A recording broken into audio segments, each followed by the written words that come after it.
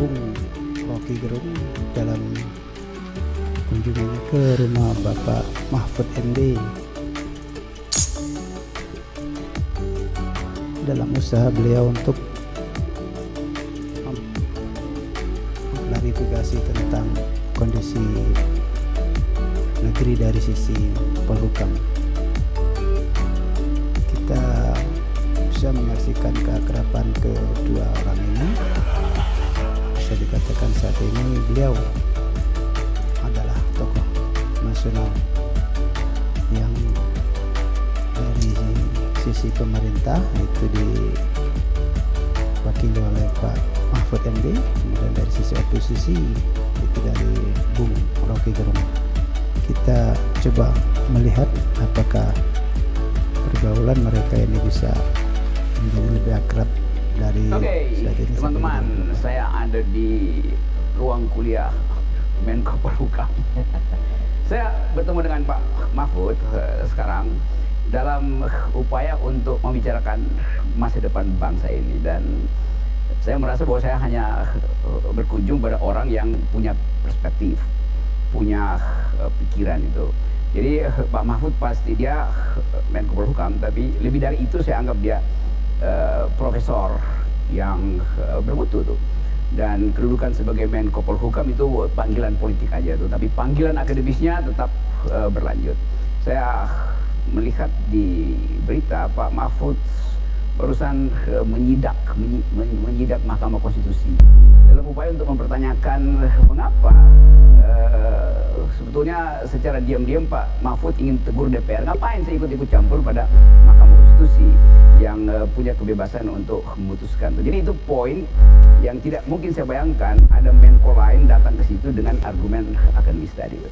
Jadi tetap saya ingin berbincang dengan Pak Mahfud tentang masa depan bangsa, tapi dari perspektif akademis. Soal isu-isu real itu hanya catatan kaki.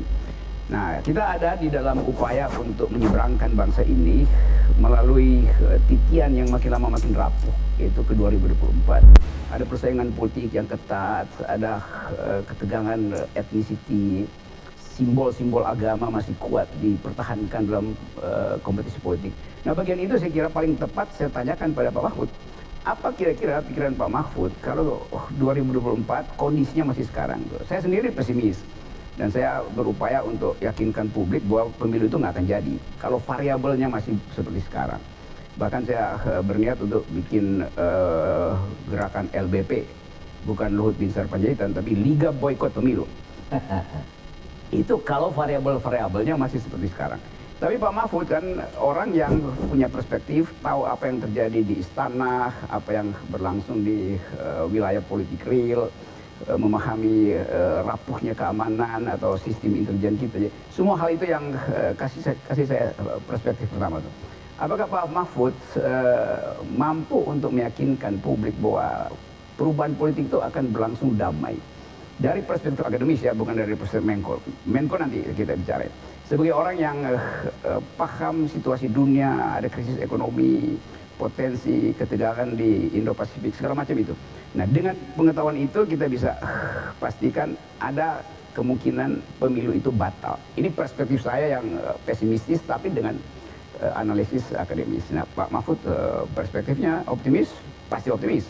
Tapi kita mau dengar Pak Mahfud. Saya optimis pemilu tahun 2024 akan jadi. Ya. Dengan tetap tentu saja akan ada kontroversi, ada yang setuju. Akan ada kontroversi. Iya kan, meskipun kecil kan ada juga yang tetap ingin agar tidak ada pemilu dan seterusnya. Tapi saya sendiri meyakini dari fakta-fakta yang saya lihat dan saya geluti, tidak mungkin saya hanya melihatkan saya di dalam. Meskipun saya akademisi, saya menggeluti juga fakta-faktanya itu, yaitu pertama kalau saya sebagai pejabat yang bertanggung jawab, salah satunya juga kan jelas diperintahkan oleh Presiden bahwa pemilu tahun 2024 harus disiapkan dengan sebaik-baiknya, dan itu disusul dengan pembentukan KPU sesuai jadwal, lalu anggaran diperintahkan supaya disiapkan dari sekarang dan seterusnya. Kemudian masyarakat sendiri memang pada umumnya menghendaki pemilu itu tetap berlangsung sesuai dengan kalender konstitusi kita. Oleh sebab itu saya optimis sebagai pejabat maupun sebagai warga masyarakat, dan saya akan menjadi bagian yang mendorong agar itu jadi gitu. Lepas dari soal apa tadi banyak pernek-pernek apa namanya polarisasi yang membuat Mas Rocky Gerung pesimis. Ya, menurut saya masih termasuk optimis karena bangsa ini dalam pengalaman saya ya itu sering menghadapi ujian-ujian seperti itu tapi selalu selamat selama ini kan. Makanya saya termasuk orang yang optimis. Saya pesimis yang rasional. Oke, tadi bisa kita dengar percakapan daripada kedua orang tokoh kita ini, di mana Bung Rocky Gerung menyampaikan pesimisme beliau apakah pemilu 2024 nanti akan terlaksana apakah tidak, dengan perspektif bila indikator-indikator seperti saat ini masih sering terjadi, maka beliau sangat pesimis pemilu pada tahun 2024 akan terlaksana. Dan tentu segala kekacauan dari sisi hukum, segala kesimpang siuran atau ketidakpercayaan masyarakat terhadap institusi kepolisian juga semakin meningkat dengan adanya sejumlah rekayasa di dalam penanganan kasus-kasus yang telah kita sama-sama ketahui. Itu merupakan salah satu beberapa indikator yang mendukung untuk pesimisme daripada Bung Rocky Gerung. Kemudian juga ketidakpercayaan masyarakat sebagian kepada pemerintah akan terselenggaranya pemilu 2024 ini secara jujur dan adil, karena masyarakat masih meragukan akan kejujuran dan keadilan akan terjadi pada pemilu tahun 2024 nanti. Akan tetapi tentu beberapa pandangan yang berbeda yang disampaikan oleh Pak Mahfuz MD ini dengan optimisme beliau bahwa beliau meyakini bahwa pemilu tahun 2024 akan terselenggara, terbukti dengan telah dibentuknya KPU, Bawaslu dan seperangkat alat-alat perlengkapan untuk melaksanakan pemilu, dan juga digelontorkannya sejumlah dana untuk terselenggaranya pemilu tersebut. Akan tetapi beliau juga tidak bisa memastikan apakah pada pemilu tahun 2024 nanti akan terselenggara secara jujur ataupun masyarakat bisa 100% menghadiri TPS untuk mengadakan pemilihan umum. Tentu itu tidak bisa beliau sampaikan pada saat ini karena memang itu tergantung pada masyarakat masing-masing. Akan tetapi kita sebagai warga bangsa, mari kita sama-sama mendukung bahwa pesta rakyat pada pemilu tahun 2024 ini haruslah terselenggara sebagaimana mestinya dengan tingkat kejujuran yang tentu sebaiknya lebih bagus daripada tahun pemilu 2019 yang lalu. Kejujuran dan keberpihakan masyarakat kepada demokrasi, tanpa demokrasi transaksi itu merupakan suatu kunci daripada keberhasilan demokrasi yang substansial, bukan demokrasi yang secara struktural saja. Karena kalau demokrasi yang secara struktural itu tidak menjamin substansi daripada pemilu atau hasil pemilu itu akan terselenggara dengan baik sebagai mestinya. Untuk itu mari kita coba perhatikan lagi dengan seksama percakapan dua orang ini mungkin. Tapi ada orang yang optimis tapi irasional tuh. Tentu Pak Mahfud adalah seorang yang optimis sekaligus rasional kan. Ya. Kalau kita bandingkan keadaan per hari ini dan kita percepat time schedule-nya seolah-olah pemilu akan terjadi besok. Saya menganggap itu akan batal karena kehidupan ekonomi memburuk, disparitas tinggi. Barusan pengamat internasional menunjukkan bahwa Indonesia potensi untuk mengalami pemburukan IQ, bahkan IQ kita udah tinggal di kita itu per hari ini IQ nasional kita itu nomor 30 di Asia, di dunia nomor 130. Jadi tetap kita nilai bahwa yang akan ikut dalam pemilu adalah mereka yang dengan mudah dibujuk oleh uang itu. Itu yang saya anggap saya pesimis karena kecerdasan kita sama sekali rendah. Dan pemilih kita kan masih mayoritas. Kalau itu SMK. ya, kalau itu iya Mas Rocky, bahwa pemilu akan diikuti oleh rakyat yang banyak bisa dibujuk oleh uang. Saya akan bicara bahwa pelaksanaan pemilunya, kalendernya. Oh, pelaksanaannya, oke. Iya, Tapi kalendernya. keadaan Bahwa sukses memilih pemimpin yang secara substantif betul dikehendaki oleh Undang-Undang Dasar, saya sama dengan Mas Rocky, agak ragu. Tetapi kalau dari sudut kalender, bahwa pemilu akan jalan sesuai dengan ketentuan konstitusi, saya sangat yakin tahun 2024 akan jalan. Tapi bahwa masih akan terjadi politik uang dan sebagainya, itu saya kira masih sulit dihindari. Karena memang ada teori lain yang dulu dikembangkan oleh Pak Budiono ya, sebelum menjadi wakil presiden waktu itu, ya kan? Waktu pidato pengukuhan guru besarnya, Pak Budiono itu mengatakan, ya jangan harap dong pemilu kita menjadi substantif.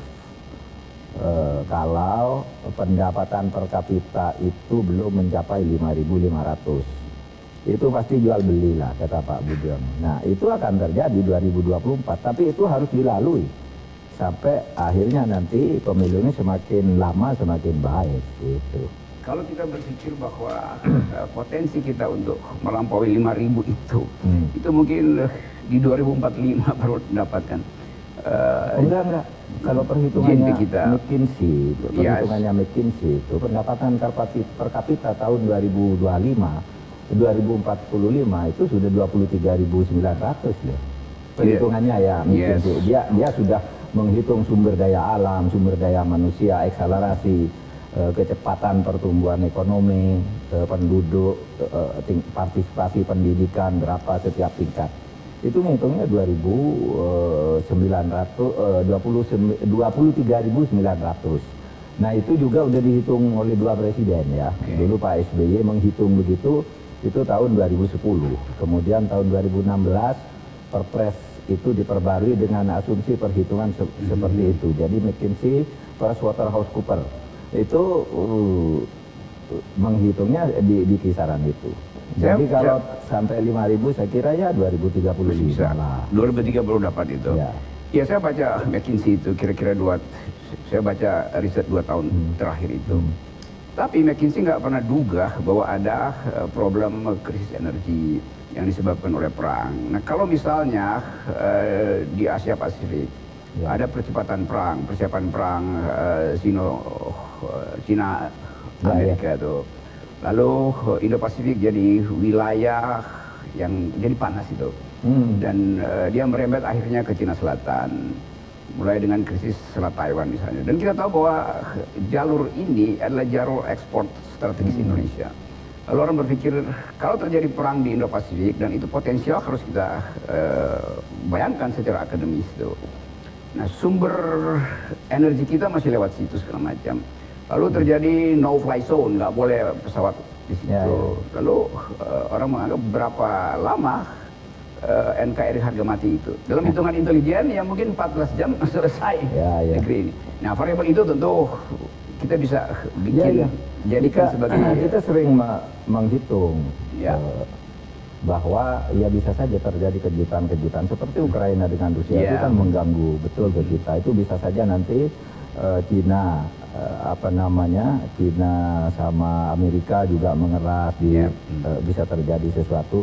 Meskipun juga banyak yang mengatakan di zaman sekarang ini tidak akan ada orang negara yang berani perang head to head gitu, lalu perang senjata itu. Nanti perangnya itu ya perangan aja, perang lewat informasi, teknologi informasi, perangnya di situ yang akan terjadi. Oleh sebab itu disrupsi itu akan banyak terjadi karena IT sebenarnya. Baik di dalam peperangan antar negara yaitu. Saya baca, saya tadi malam masih di pesimisme yang menjadi landasan utama merupakan pesimisme dari sisi ekonomi secara global. Mungkin Indonesia akan terbawa-bawa, sehingga apa yang dikhawatirkan oleh Rocky Gerung ini juga sangat beralasan untuk tidak terjadinya pemilu pada tahun 2024. Kan tetapi itu bukan merupakan suatu ketakutan yang besar bagi kita rakyat Indonesia semua, bahwa kita memang semua harus optimis bahwa demokrasi melalui jalur pemilihan umum tahun 2024 nanti harus terselenggara, dan mari mungkin kita sama berdoa bahwa eskalasi di dunia, yaitu perang antara Cina dan pihak Amerika dan kawan-kawannya di Laut Cina Selatan tidak akan terjadi. Meskipun kemungkinan itu ada untuk terjadi, mari kita secara orang-orang Indonesia yang hebat-hebat itu secara diplomasi usahakan untuk mencari jalan keluar agar tidak terjadi peperangan itu. Meskipun kita tidak terlibat perang secara fisik terhadap mereka, kepada mereka semua, akan tetapi secara ekonomi, secara geopolitis kita bisa dalam kondisi yang sangat dirugikan. Mungkin ajang pertempuran itu ada di depan halaman rumah kita, sehingga kita pun akan bisa menjadi suatu sasaran yang empuk, karena kita mungkin tidak berpihak juga salah, berpihak juga salah. Kan tetapi posisi Indonesia yang sangat strategis ini, jika eskalasi perang fisik di Laut Cina Selatan akan terjadi, tentu kondisi Indonesia akan mengalami goncangan yang sangat besar. Untuk itu melalui video singkat ini, mari kita sama-sama menegakkan, membangun kembali optimisme kita bahwa pergantian pemimpin di negeri kita haruslah terjadi secara konstitusi melalui jalur pemilihan umum pada tahun 2024. Gonjang-ganjing politik yang saat ini sedang terjadi, ketidakpercayaan masyarakat terhadap pemerintah juga itu harus bisa diredam, setidak-tidaknya bisa bertahan hingga terselenggaranya pemilu tahun 2024 nanti. Dan kita telah berhasil mendapatkan 2 orang pemimpin negeri ini sebagai presiden dan wakil presiden yang secara resmi, secara konstitusional kita telah pilih beserta perangkatnya yang juga terpilih secara demokratis. Dan kita doakan semoga para pemimpin yang nanti akan terpilih, juga para anggota legislatif yang nanti akan terpilih, akan selalu memegang amanah dan benar-benar berada pada atau memihak pada rakyat secara umum, bukan memihak kepada oligarki. Meskipun kita memahami bahwa oligarki tak bisa kita lepaskan dari sistem demokrasi kita. Mereka adalah salah satu pilar daripada terselenggaranya pemilu nanti. Dan untuk masyarakat yang tadi disebutkan tadi masih tetap mengharap uang atau barter politik di pemilu nanti, mari kita usahakan semaksimal mungkin agar masyarakat tidak meminta-minta kepada para calon yang akan mencalonkan diri baik sebagai anggota legislatif di semua tingkatan maupun sebagai kepala daerah di semua tingkatan, termasuk untuk memilih presiden dan wakil presiden di pemilu 2024 nanti. Jangan para politikus juga menyebarkan dana-dana dengan istilah serangan pajar ataupun memberikan apapun agar mereka atau rakyat memilih mereka. Karena jika itu terus digemborkan, jika itu terus dimainkan oleh politikus kita, maka negeri ini sulit untuk menjadi demokratis yang benar-benar substansial. Karena Pak Mahfud tadi telah menjelaskan bahwa pada tahun 2024 nanti masih sangat sulit kita terlepas daripada politik uang. Karena kondisi perekonomian Indonesia masih di bawah garis kemiskinan. Seperti Rocky Gerung tadi mengatakan, Indonesia termasuk dalam nomor 130 di negara termiskin di dunia. Meskipun kita membanggakan diri masuk kepada kelompok G20, kan, tapi secara urutan kita adalah negara yang ke-130 termiskin di dunia. Tetapi itu jangan menjadi halangan bagi kita untuk tetap demokratis, untuk tetap terselenggaranya demokrasi di negeri kita. Demikian para sahabat, video singkat ini saya sampaikan, semoga bisa memberikan pelajaran bagi kita. Semoga demokrasi kita di negeri kita ini semakin cerah, Segala pikiran negatif tentang apa yang kita ragukan tadi, apa yang kita cemaskan tadi, semoga tidak terjadi di negeri ini. Demikian, billahi taufiq wal hidayah. Wassalamualaikum warahmatullahi wabarakatuh. Thank you for watching.